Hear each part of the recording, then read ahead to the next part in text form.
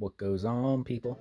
Welcome to Den Night, and today we're going to be reviewing the Kotobukiya Bishoujo Batgirl figure. Now, if you've been watching my channel for a while, you know I did all the Kotobukiya, I believe it was Ikemen figures, part of the same line. Sort of a line that kind of made Batman and all the Robins like a little flirtatious looking, I guess you could say, sort of. So this Bishoujo line is kind of the same thing, but more of like a cutesy thing, I guess, for the female figures. So I have her, and I also have a Batwoman one as well. Kind of toying around with getting Catwoman and Huntress as well, but that's for another time. So take a quick look at this one. Now I know there's two different color variants of her costume for this line. I don't remember what the other variant was, but looking at both of them, I liked this variant better, and it was also the cheaper one to find too, so it worked out in my favor. Anyway, quick look. First off, I do love the blue, the glossy blue, the cape, and her cowl. Contrasts very nicely against the more like flat gray. Even there's a little bit of gloss in her boots and belt and everything, but obviously not as much as the cape. So I just like the color contrast and sheen contrast, I guess you'd say. And her very flat texture of her hair looks very nice.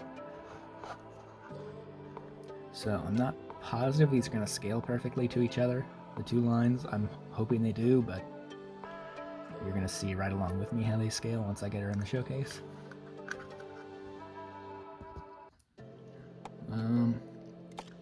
You can see right off the bat,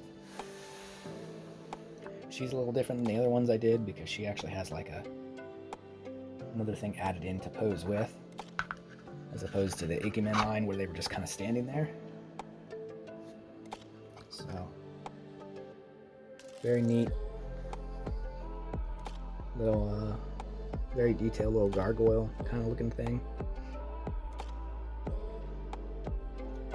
It's kind of neat how it almost looks like it's a completely different artistic style than the actual Batgirl figure. I thought that's kind of neat. See the swooshing of her cape, I guess you could say. Very nice. Obviously they didn't skimp on the detail in the back either, even though you probably just have it facing front.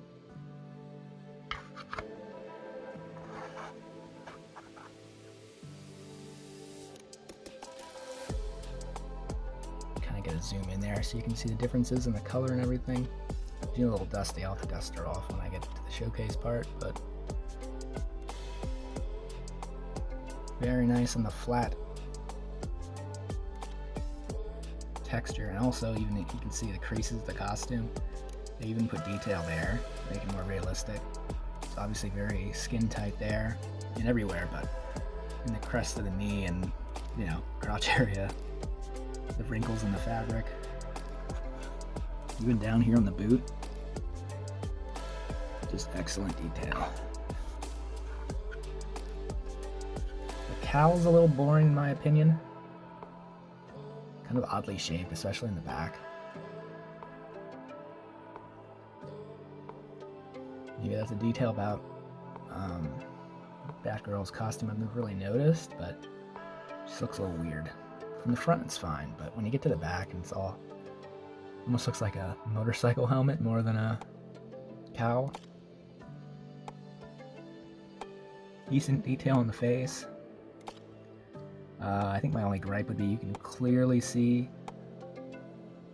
the eye mask portion of her cowl is clearly painted on. I guess around the chin too you can tell, but it's really obvious around the eyes.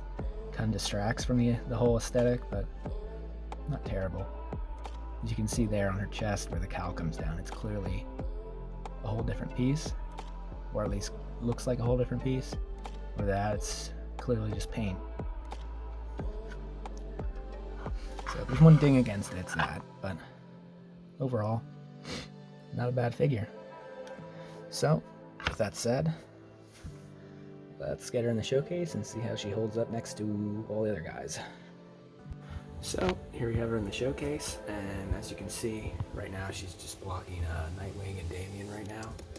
So what I'm probably going to do is end up moving them forward and put her on like a riser in the back. Just because I think it'll work out a little bit better, especially with her pose. But with that said, thanks for watching. Like, comment, subscribe, do all those YouTube things. Share this with any Batman fans you may have, and as always, keep collecting. Bye.